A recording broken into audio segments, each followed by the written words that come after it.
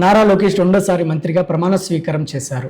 నారా లోకేష్ అని నేను శాసనము ద్వారా నిర్మితమైన భారత రాజ్యాంగం పట్ల నిజమైన విశ్వాసం, విధేయత చూపుతానని, భారతదేశ సార్వభౌమ అధికారాన్ని, సమగ్రతను కాపాడుతానని, ఆంధ్రప్రదేశ్ రాష్ట్ర మంత్రిగా నా కర్తవ్యాలను శ్రద్ధతో, అంతర్గత శుద్ధితో నిర్వహిస్తానని, భయం కానీ, పక్షపాతం కానీ, రాగద్వేషాలు కానీ లేకుండా రాజ్యాంగాన్ని, శాసనాలను అనుసరించి ప్రజలందరికీ న్యాయం చేకూరుస్తానని దైవ సాక్షిగా ప్రమాణం చేస్తున్నాను.